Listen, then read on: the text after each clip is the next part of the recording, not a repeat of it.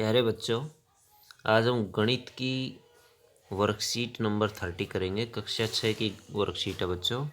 Worksheet number 30, प्रायोगिक ज्यामिति लंब रेखाएं। तो इसमें आज हम प्रायोगिक ज्यामिति में बच्चों लंब रेखाओं के बारे में स्टडी करने वाले हैं। देखिए बच्चों, भूमिका देखिए। दो प्रतिच्छेदी रेखाएं जिनके बीच का कोण समकोण हो उन्हें लंब रेखाएं कहा जाता है। ये आप देख सकते हैं, ऐसे काटती हूँ। उदाहरण के लिए जैसे पुस्तक का एक कोना जहाँ दो रेखाएं परस्पर समकोण होती हैं। जैसे बच्चों कमरे के कोने होते हैं, ऊपर से और नीचे से इस तरह से साइडों से मिलती हुई रेखाएं जो होती हैं वो एक दूसरे को समकोण पर काटती हैं। रूलर की सहायता से और सेट स्क्वायर की सहायता से लंब को खींचना। लंब खींचने का हम एक तरीका करेंगे। रूलर की सहायता से एल रेखा हम खींच लेते हैं, इस पर बिंदु पी ले लेते हैं। रूलर को रेखा पर और समकोण बनाने वाले सेट स्क्वायर को बिंदु पर लगाएं। सेट स्क्वायर होता है ज्योमेट्री बॉक्स में, उसको ऐसे लगा दें रूलर के ऊपर। अब सेट स्क्वायर और रूलर की सहायता से पी क्यू खींचें तो हम एक लंबी लाइन पी क्यू इस तरह से खींच देते हैं। पी क्यू रेखा एल पर लंब है। रेखा जो एल खींची गई थी उसके ऊपर पी क्यू जो है बच्चों वो लंब है। हम इसे पी क्यू लंब किसके ऊपर, परपेंडिकुलर है, एल के ऊपर लिख सकते हैं। तो बच्चों ये जो चिन्ह है ये परपेंडिकुलर अथवा लंब का चिन्ह होता है। रोलर की सहायता से और प्रकार की सहायता से लंब कैसे खींचा जाता है। अब तो हमने सेट स्क्वायर और रूलर की सहायता से लंब खींचा था, अब हम खींचेंगे बच्चों प्रकार की सहायता से। रोलर की सहायता से रेखा एल खींच लीजिए। ये रेखा एल है, इसके ऊपर बिंदु पी दर्शाइए। चरण एक देखिए, पी को केंद्र मान करके और एक त्रिज्या लेकर के अर्धवृत्त बनाइए जो रेखा एल को बिंदुओं ए और बी पर प्रतिच्छेद करे।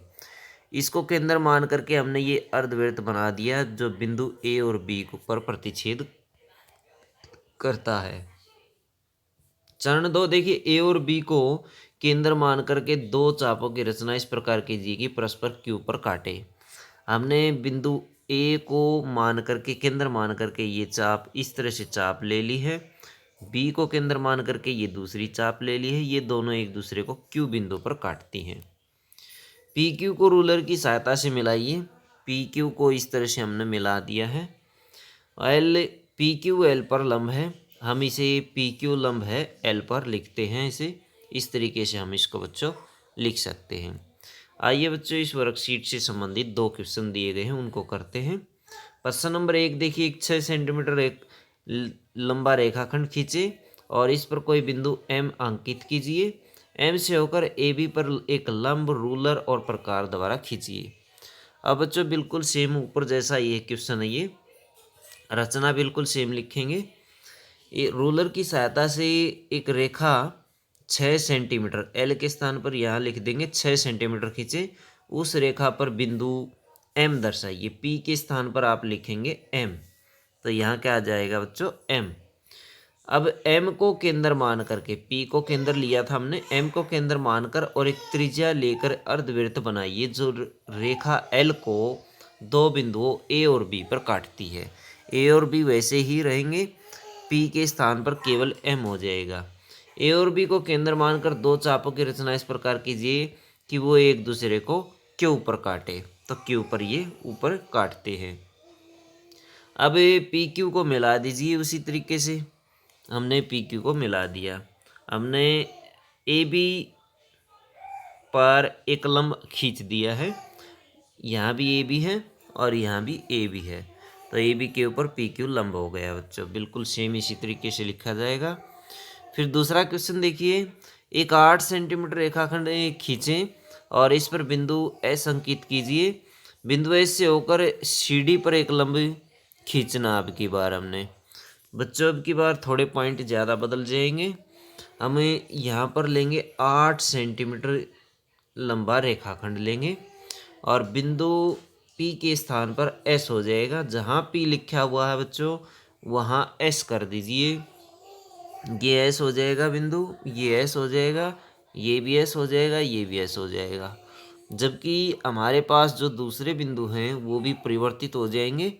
तो सी डी ए बी के स्थान पर सी डी हो जाएगा। तो यहाँ सी डी हो जाएगा, बाकी सेम रहेगा। सी डी, ये एस, ये भी एस, और यहाँ भी एस, यहाँ सी और डी, और पी क्यू ऐसे ही रहेगा, और पी क्यू के स्थान पर हो जाएगा क्यू ऐसे ही रहेगा, एस क्यू हो जाएगा, पी के स्थान पर एस कर दें तो बच्चों एस क्यू, ये भी एस क्यू। तो इस तरह से आप इसकी रचना कर सकते हैं। ये एस है, तो ये थोड़ा सा परिवर्तन करके आप इसमें से ही इस क्वेश्चन को हल कर सकते हैं बच्चों। तो ये थी बच्चों आपकी वर्कशीट मैथ की।